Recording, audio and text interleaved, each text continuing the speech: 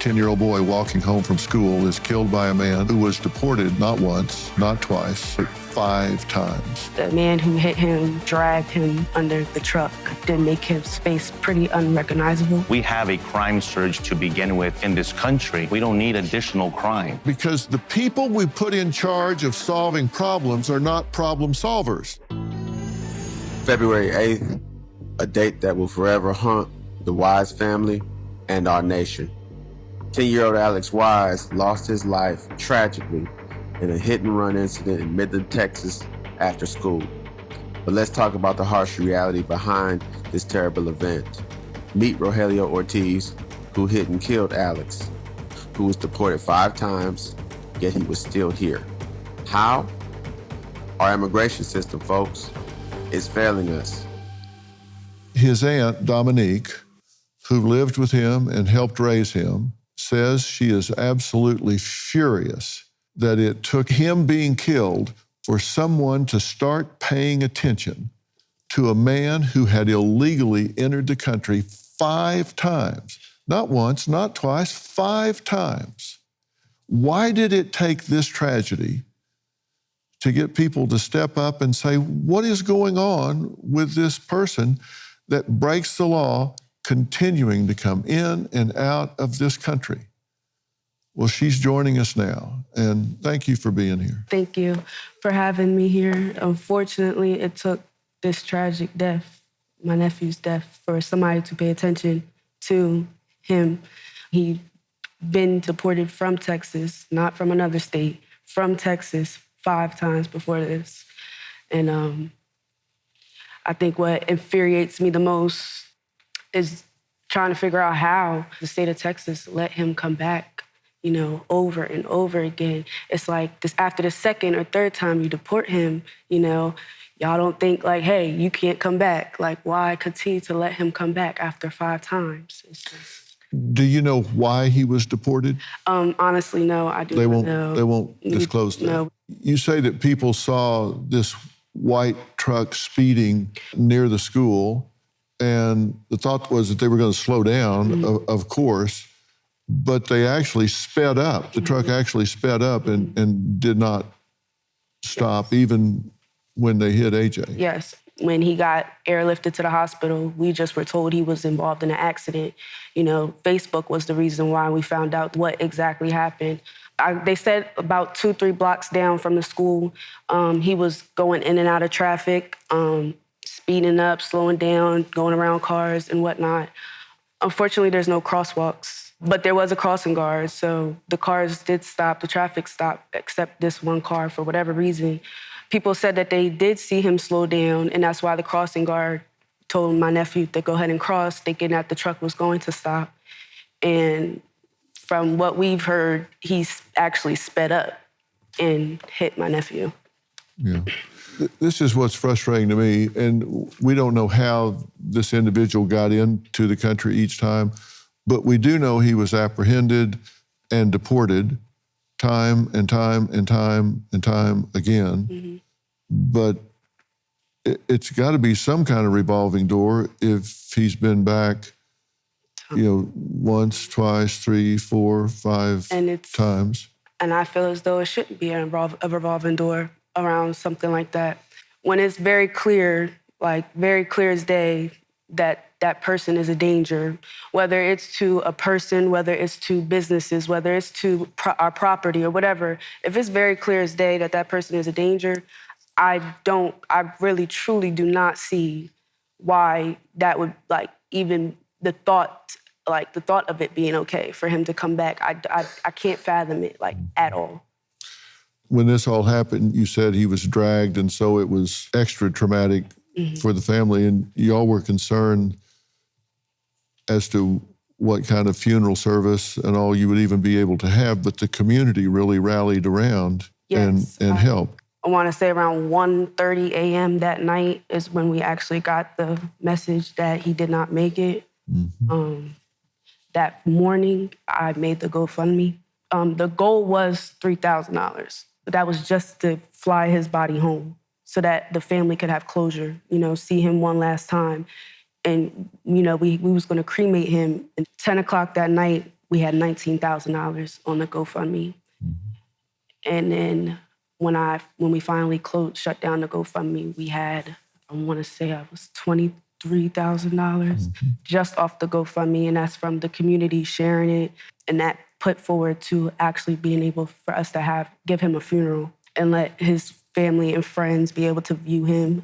We was actually able to pay for his, face to kind of be put so that we can recognize it. Again, the man who hit him sped up, which dragged my nephew, under the truck, which did make his face pretty unrecognizable. He was a big 49ers fan, so custom casket, and was able to bury him as well. And in all honesty, we couldn't have done it without the community and people actually paying attention to our story. What would you say to the man that hit him? My family is very, we Christians. We're big on forgiveness. You can't heal, you can't move forward, you can't do any of that until you forgive.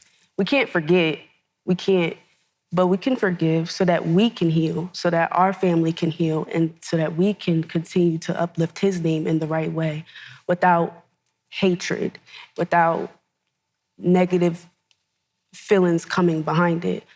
So in all honesty, what I would say to him is, I forgive you. I would say to him, I forgive you. I do.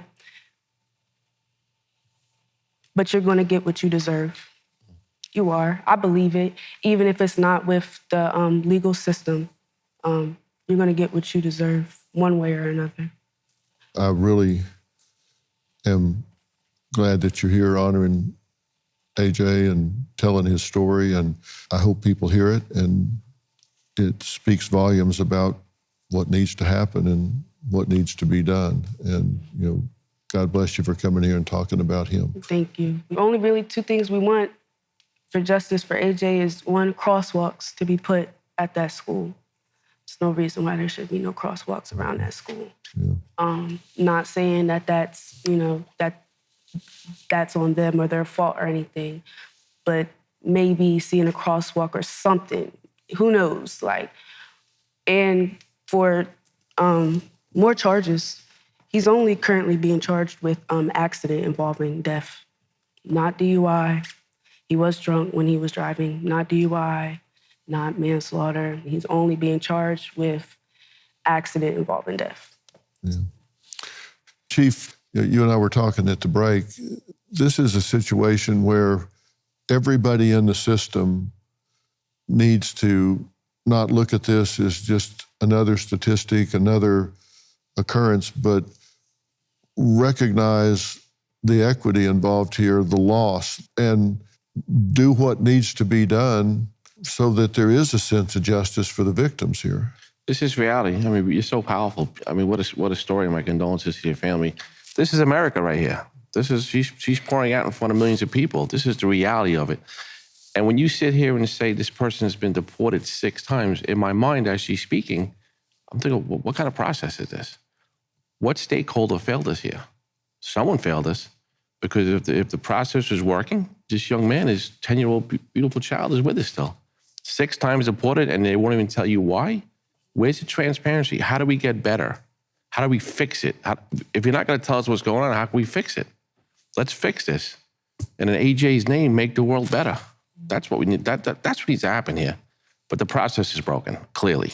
You're right. It clearly is a process problem. A high-profile story that has become a lightning rod is the murder of 22-year-old nursing student Laken Riley. Authorities arrested Jose Ibarra, a Venezuelan man who entered the U.S. illegally, on murder and assault charges in connection with her death. He was allowed to stay in the U.S. despite being previously arrested by the NYPD in August.